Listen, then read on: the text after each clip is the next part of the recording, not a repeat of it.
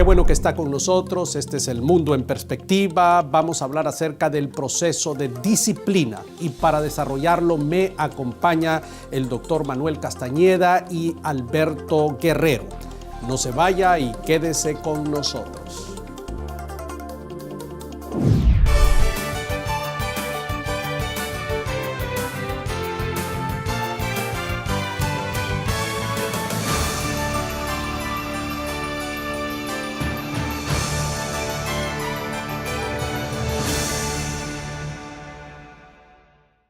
Usted está viendo El Mundo en Perspectiva y estamos abordando este interesante tema de la disciplina. Y para desarrollar este tema me acompaña el doctor Manuel Castañeda, un hombre más de 65 años de ministerio, ¿no es cierto, don Manuel Castañeda? 63 ahora. 63, llegando a los 65. Yo me siento honrado de tenerlo a usted aquí. Todo mi respeto, don Manuel. Todo mi respeto, un hombre íntegro, 63 años, ininterrumpidos de servir a Jesucristo. Mis respetos para usted. Y me acompaña el apóstol Alberto Guerrero. Gracias, Alberto, por estar aquí, de origen colombiano y origen peruano. Espero que se lleven bien en el programa usted. Bueno, he trabajado en el Perú 3 años. Muy bien, perfecto, excelente. Vamos a hablar acerca de la disciplina. Don Manuel Castañeda, después de 63 años como un líder en la iglesia, presidente de la Alianza ya en Colombia, en Honduras, en Nicaragua, en Guatemala, díganos, ¿qué es eso de la disciplina? La disciplina es una forma de corregir, orientar y capacitar a una persona. Si la disciplina es de la familia, tiene el mismo propósito: ayudarlo, orientarlo, capacitarlo para que siga adelante correctamente. Y si es en la iglesia, tiene los mismos motivos. Y más adelante le voy a preguntar que nos cuente algún caso que a usted le tocó disciplinar y restaurar a una persona, pero me imagino yo que en 63 años a usted le ha tocado muchas veces. Muchos casos. Muchos casos de disciplina. Correcto. Alberto, disciplina. Yo creo que también es el proceso bíblico de confrontar a la persona, ¿no? Muchas veces nosotros los pastores queremos ser más buenos que Dios y no queremos confrontar a la persona por razones X, ¿no? Se pueden ir de la iglesia, segundo, no lo van a tomar a bien, y muchas veces como pastor dejamos que la palabra que predicamos del púlpito lo haga, pero yo creo que la disciplina debe ser el proceso bíblico de confrontar a la persona para traer corrección en amor. Todos pecamos. Todos. Entonces, debemos estar en un constante proceso de disciplinario, o cuáles son los pecados o en qué circunstancias es que amerita que el pastor de la iglesia proceda a un proceso de disciplina. ¿En qué momento? Yo creo que son los pecados que pueden afectar el cuerpo de Cristo, como por ejemplo pecados morales en el área sexual, puede ser también en el área de abuso doméstico, puede ser también en el área con niños. Pero ¿qué pasa? El orgullo de un individuo, la vanagloria, puede hacer un gran daño al cuerpo de Cristo. ¿Eso no será objeto de una disciplina? También puede ser, pero no es tan visible como los otros pecados para poder identificarlo. Y yo creo que esos problemas más se resuelven a nivel de entrenamiento, clases, talleres, pero cuando son pecados que pueden traer escándalos, pueden tener un divorcio. Por ejemplo, hay un caso en una iglesia que estamos lidiando, ¿no? Una mujer tomó el Facebook, que fue algo que yo respaldo para predicar, para enseñar, pero comenzó una relación con una persona de Nueva York y comenzaron a intercambiar fotos. Y esas fotos pues fueron un poquito, y esta mujer, una mujer cristiana, mujer casada, con niños, hace un mes y medio dejó a su esposo, a sus hijos y se mudó a Nueva York. Descubrí hace un mes atrás otra hermana, también una hermana que ama a Dios, casada y todo, también comenzó una relación por texto con una persona más joven. Ambos tenían sus maridos ocupados, trabajando tiempo completo, todo el tiempo, y estas personas por internet le están dando la atención que necesitaban. Entonces son casos que por uno ya está comenzando a afectar, y estoy escuchando ahora otros casos más que deben haber sido corregidos, pero yo le pedí perdón al Señor porque no estaba enterado. Pero ahora que ya estoy enterado, voy a tener que estar orando al Señor con mi presbiterio para traer una confrontación ya del púlpito para evitar que se pueda regar, como que el pastor está de acuerdo que las mujeres que no están felices con sus maridos pueden entablar otra amistad. Ya tenemos en la agenda para los próximos programas de la próxima temporada de El Mundo en Perspectiva el tema del Facebook, porque el Facebook es una bendición, pero también se está volviendo una maldición dentro de la iglesia. Don Manuel Castañeda, hablemos a nivel de los pastores. Usted ha conocido cualquier cantidad de pastores en 63 años y la disciplina a los siervos de Dios. ¿Cómo funciona esto? Usted ha conocido cualquier cantidad de casos. Mire, en primer lugar, la disciplina tiene que haber un proceso. Primeramente, lo que aconseja la Biblia, San Mateo, y son palabras del Señor Jesucristo. Si un hermano peca contra ti, ve tú y él. Trata de arreglar la situación entre los dos, una y otra vez. Si no se puede arreglar la situación, entonces llama a uno o dos testigos, que pueden ser miembros de la iglesia, personas honorables de testimonio, para que en boca de dos o de tres testigos conste toda palabra. Si la persona endurece el corazón, no oye a la persona que ha ofendido, no oye a los testigos que se presentan, entonces el siguiente punto es llévelo a la iglesia. Ahora, si es un pastor, llévelo a la congregación, a la congregación en pleno. Trate de arreglar la situación amigablemente, teniendo el sentido de espiritualidad. Esa palabra de que tú también puedes caer, entonces con amor. Use la palabra amor. Y si la persona, a pesar de todo el esfuerzo que se hace para evitar la disciplina, no acepta su error, su pecado, su maldad, entonces la iglesia lo pone en disciplina. Es la iglesia la que debe de ponerlo en disciplina. Me parece que no es el pastor. En muchos casos yo he visto cuando un pastor me dice, mire, a fulano de tal yo lo tengo en disciplina. ¿Quién le autorizó a usted para ponerlo en disciplina? La Biblia dice, es la iglesia. Ahora, está pasando un fenómeno aquí, Y el fenómeno es que todos pecamos. Y estamos hablando a nivel de liderazgo de la iglesia. Pero cuando una persona líder cae en una iglesia, entonces como que no estamos manejando el asunto correctamente. Esto lo vamos a abordar en el siguiente segmento. Usted está viendo El Mundo en Perspectiva. No se vaya y quédese con nosotros.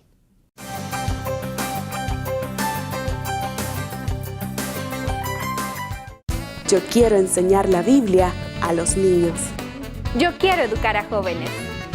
Si deseas aprender cómo, regístrate en universidadparalíderes.com/educación cristiana. Apocalipticismo es el libro que tengo el gusto de presentar. Este libro tiene objetivos bien claros. Número 1 es aportar conocimiento al tema del fin del mundo. Número 2, denunciar los abusos que ha cometido la industria de la comunicación masiva.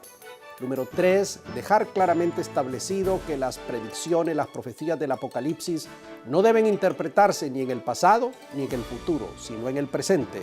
Y finalmente, presentar una teología propia, contemporánea, libre de injerencias foráneas.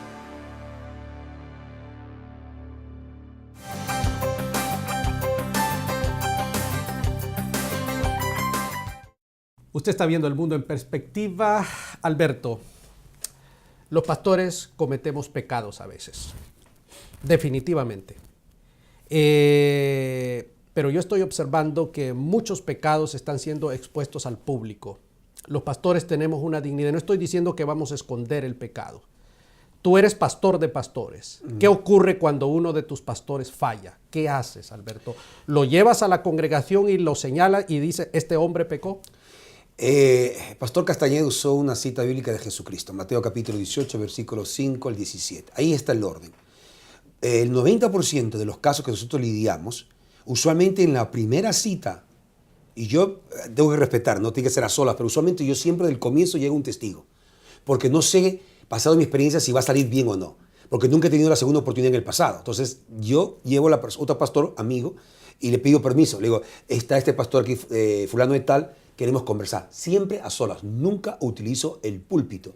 Número uno, para verificar y ver bien la realidad de la situación, para no cometer un error.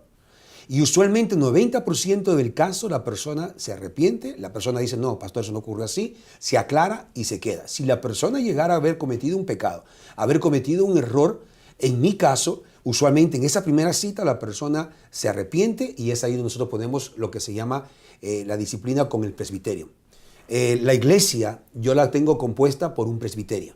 Quiere decir que el presbiterio representa el resto de la iglesia. ¿Por qué? Porque no puedo hacer algo frente de la iglesia, Raúl, porque hay visitas. Hay personas nuevas que no entienden, que pueden hacer más daño que bien. Entonces la iglesia está representada por un grupo llamado presbiterio, que son 4 mujeres, 3 hombres y en su mayoría son matrimonios. Entonces a ellos les llevo el caso. Con ellos hacemos. Si hay que hacer algo públicamente, lo hacemos públicamente. O sea, tú hablas con el presbiterio. Exacto. Y ellos representan la iglesia, si es que no se ha corregido.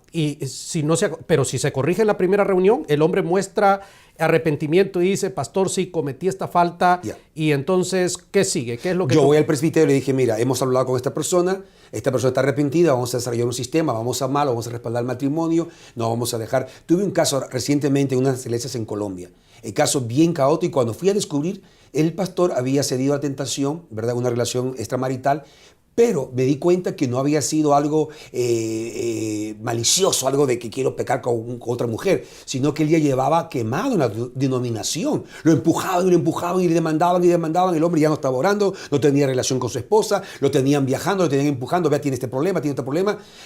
Al no tener una buena relación con la esposa, al tener una falta de relación con Dios y dar cuentas, el hombre fue víctima, y lo que el Espíritu nos reveló en ese momento fue víctima de lo que había sucedido. Fuimos, como dice el pastor, fuimos muy generosos con él, fuimos con mucha paciencia, pero le pedimos por favor que debería dejar el púlpito por un tiempo, porque ya la gente se había enterado del asunto y que iba a hacer más daño.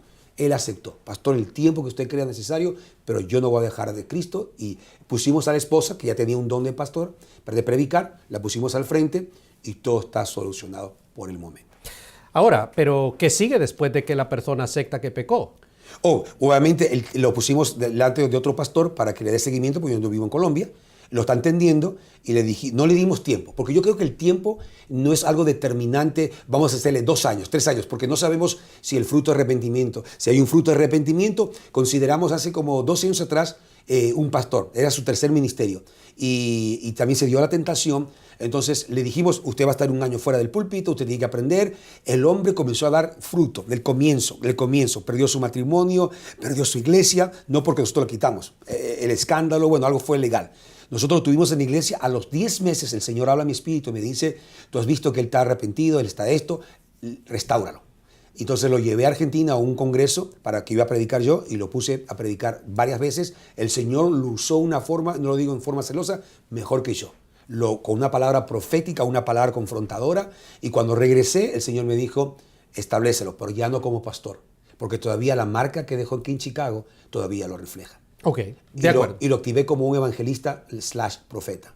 Y el hombre en Puerto Rico tiene toda su agenda ocupada en estos momentos. Tiene todos los fines de semana ocupado. Es un hombre que Dios está usando. Volvió a restaurar su matrimonio, no con la misma persona, se volvió a casar, pero le dije claramente. Ahora, hubo un tiempo en el lapso de los 3 años que no lo vi, que él por su lado, como le fue tan bien, decidió pastorear otra vez. Y yo le había dicho, no vuelvas al pastorado porque la gente te conoce.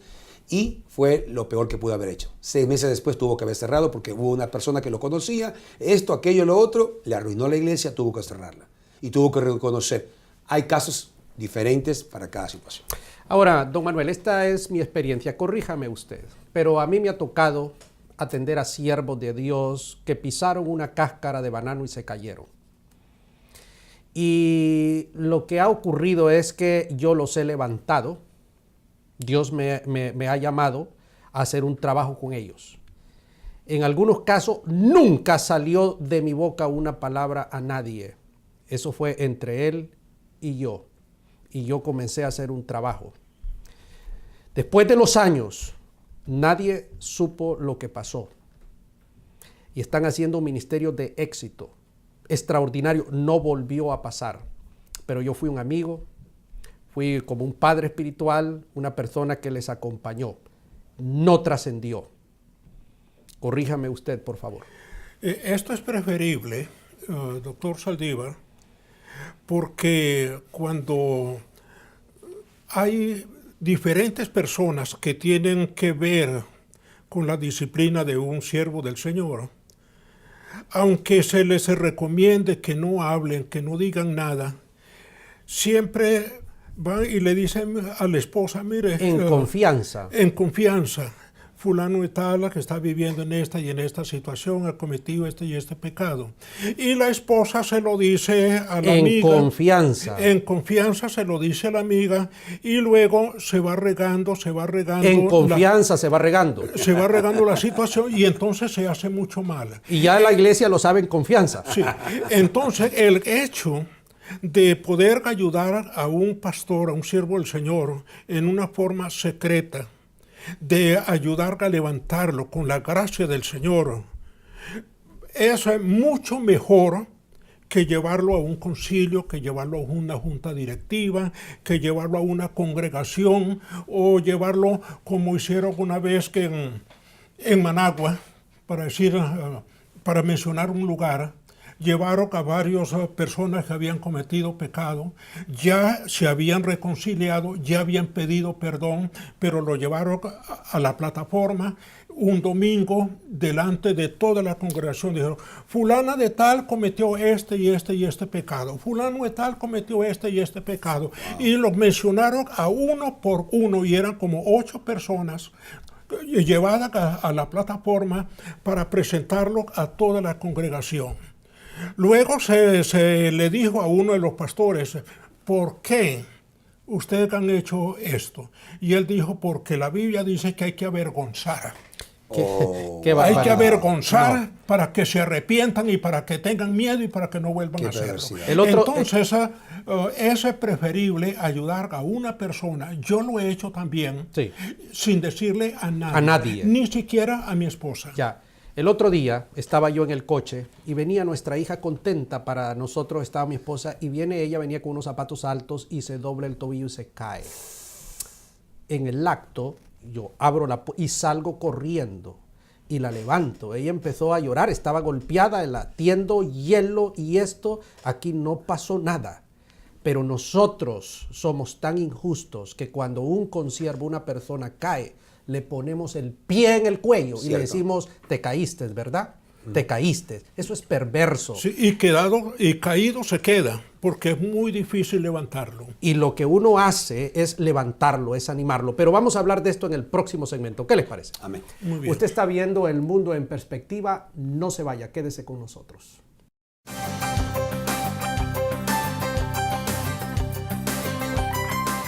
Yo quiero ayudar a mujeres que sufren. Yo quiero ayudar a jóvenes con problemas. Yo quiero ayudar a matrimonios en conflicto. Si deseas saber cómo, regístrate en universidadparalíderes.com/orientación familiar. Apocalipticismo es el libro que tengo el gusto de presentar. Este libro tiene objetivos bien claros.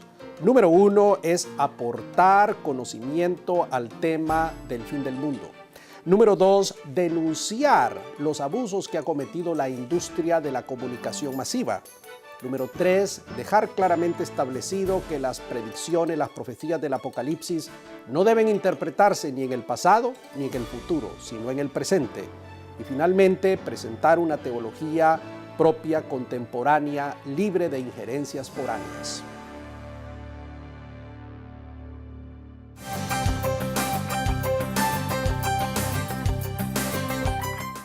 Qué bueno que está con nosotros. Este es El Mundo en Perspectiva. Estamos hablando del tema de la disciplina y tenemos desde Tegucigalpa, Honduras, a David López, quien nos va a hablar un poco acerca de este tema. Te escuchamos, David. En cada momento en que un creyente comete una falta, vamos a empezar a trabajar en función de él, de ayudarle, tenemos varios elementos que nos presionan. Por un lado, el juicio de la gente no cristiana. Por otro lado, la presión del cristiano esperando que satisfagan la falta o la manera en que ha sido afectada por un error de un hermano creyente. Pero la disciplina debe caminar desde la vida del que ha fallado. Lo importante en este caso es rehabilitar la vida del que falló, entender lo que ocurrió con él, qué le motivó a hacer lo que ha hecho, hacerle conciencia de lo que falló y asegurarnos de que él entendió lo suficiente como para no repetirlo. Entonces, insistimos en que desde la vida del necesitado debe empezar el proceso de disciplina, no desde la satisfacción de la iglesia o desde el juicio exigido por parte del impío. Eso creo yo que es la manera más sensata en que se debe manejar la disciplina dentro de la iglesia una vez que ha ocurrido la falta de un creyente que es parte integral de la misma. Muchísimas gracias, David. Tu opinión es altamente apreciada. Bueno, estamos hablando, para mí, don Manuel, corríjame, la disciplina tiene como objeto, por eso hice la metáfora y la historia de mi hija, es levantar a la persona, es curar la herida. Aquí no pasó nada. Porque ese es el objetivo, no es destruir a la persona. Ahora, claro, hablábamos extra cámara y quiero que toquemos ese tema. Nosotros no lo hacemos público, pero se filtra el asunto y entonces después nosotros quedamos mal ante el público. Pero bueno, esto es algo que yo creo que debemos hacer. Debemos cerrar todas las rendijas, especialmente cuando estamos tratando de un siervo de Dios. ¿Saben por qué? Porque la reputación de un siervo de Dios debe respetarse. Así es. Debe respetarse. Y además, nosotros somos representantes de Dios. Cuando un hijo nuestro falla, no solamente él queda mal, quedamos nosotros mal. Entonces tenemos que ser muy cuidadosos de eso. No estoy hablando de esconder pecado. El pecado no se esconde. Claro. El pecado, la paga del pecado es la muerte, pero tenemos que ser sabios. Y estoy seguro que ningún padre va a humillar a su hijo en público de una manera. Alberto. 100% de acuerdo. Por eso Jesús vuelve a Mateo, ¿no? Primero a solas, trata de resolver esa situación con la persona. Si la persona se arrepiente, ¿para qué llevar otro testigo? ¿Para qué llevarlo a la congregación si ya lo hizo? Ahora, casos como por ejemplo pedofilia, casos inmorales en el área sexual, casos como por ejemplo en el área que está introduciendo una herejía, ya fue confrontado, tiene que ponerse a nivel de otra persona como testigo para cubrirnos esto, Raúl. La doctora Rosalba trabajó con una denominación muy grande en Colombia, en Bogotá, una iglesia grandísima. Y el presbiterio llamó a ella para intervenir porque el pastor había cedido a una tentación inmoral, ¿no? Y le estaban pidiendo ayuda, que se lo podía tratar porque no lo querían sacar del ministerio, porque si no la iglesia se iba abajo, tenían muchas responsabilidades económicas, bla, bla, bla, bla, bla, bla. Entonces la doctora Rosalba recomendó que sea un sabático de 3 meses para poder solucionar a qué lo llevó la raíz. Es correcto, es correcto. Él dice, si yo salgo de aquí, la economía baja, atiéndame mientras sigo trabajando. Tipo como el rey, ¿no? El rey David pecó, nunca lo sacaron de su reinado, pero él era un reinado de gobierno totalmente diferente al ministerio. ¿Qué pasó? La doctora Rosalba hizo su trabajo, pero al año él dijo, ok, ya estoy tratado, ya resolví mi problema, ya identifiqué cuál fue mi problema con mi esposa, blin, blan, blan, pero al año otra vez la volvieron a llamar, pastora, que ven a atender, hay otro escándalo, dicen por ahí las malas lenguas que el pastor volvió a hacerlo, no creemos. ¿Cuál fue la conclusión? La doctora Rosalba dice, cuando hay un caso como estos, la persona tiene que ser tratada profesionalmente, claro, porque siempre hay una raíz. Lo que tú decías, no queremos encubrir el pecado porque la persona no va a prosperar. No queremos cubrirlo. Debemos ser misericordiosos, sí, pero tenemos que tener mucho cuidado y con cautela trabajar con el consejo de otra persona que tenga experiencia para que podamos tener una buena decisión en el asunto que es totalmente individual. Don Manuel, mire, vea, usted me corrige. La idea nuestra es ayudar a la persona, es restaurar a la persona, es que el nombre de Jesucristo no sea vituperado. Ahora, si la persona se empecina en pecar, no acepta y se pone rebelde, en ese caso yo sí comunicaría a las autoridades y haría público. Y si la persona sigue después de esa amonestación, entonces la palabra de Dios es clara. Pablo dice a los corintios, a ese perverso sáquenlo de la congregación. ¿Qué piensa usted? Hay 2 aspectos muy importantes. Uno es que el consejero, la persona que va a confrontar tal situación, debe de llenar los requisitos que menciona el apóstol Pablo. Vosotros que sois espirituales, restaurad con espíritu de mansedumbre. Exactamente. Entonces, ese es el primer aspecto, que el consejero debe de tener un carácter muy espiritual. Correcto. Una convicción profunda de que va a ayudar. No a destruir, sino a ayudar. Ahora, cuando la persona endurece el corazón, Exacto. entonces es necesario que venga la disciplina. Sí. En Que sea todo- expuesto públicamente. Sí, en todo mi ministerio de tantos años, solamente en una ocasión tuvimos que acudir a lo que dice Pablo en el capítulo 5 de 1 Corintios, que ya se mencionó. Expúlselo de la congregación. Sí, se le dio una carta diciéndole no vuelva a este lugar, a este templo, usted está expulsado. Usted hizo de la eso, don iglesia. Manuel. Hubo que hacerlo. Una vez en 63 años. Una vez porque el hombre, Ya. después de cometer tantos actos de prostitución Ya. con una mujer, con otra y con otra, después de haber caído en hasta lo más bajo, Es correcto. escribió una carta a su familia diciendo, lo voy a matar a todos. Ya. Vimos la carta firmada por él y Ya. esa persona no podía negar. Voy a matar a toda la familia, me voy al infierno, pero mando a todos al infierno también. Con esas palabras tan duras, Fuera. tan agresivas, se le escribió una carta, no vuelva. Con todo eso, de vez en cuando volvió, Venía. pero ya no como miembro, Sí, sí. ya no para decirle bienvenido, Sí, sí. ni para ponerlo a orar, ni a leer la Biblia, ni Claro, nada. sí, como cualquier Sencillamente persona como no se le puede correr de la iglesia, Sí. pero ya no tiene ningún privilegio. Entonces la disciplina muchas veces tiene que ser fuerte, Sí. pero con espíritu de mansedumbre. Claro, por supuesto. Por supuesto. Sí. Entonces, que existe la disciplina, debe de existir, porque si no hay disciplina en Sí. la familia, Se vuelve un caos. un caos. Y si no hay disciplina en la iglesia, es lo mismo, se vuelve un caos. Muchísimas gracias por haber estado, Manuel Castañeda, Alberto Guerrero, sus conceptos, sus apreciaciones. Creo que han sido de mucha utilidad para el pueblo de Iberoamérica. Usted ha visto el mundo en perspectiva, sin lugar a dudas. Como seres humanos pecamos y necesitamos la disciplina y necesitamos que hombres mansos, hombres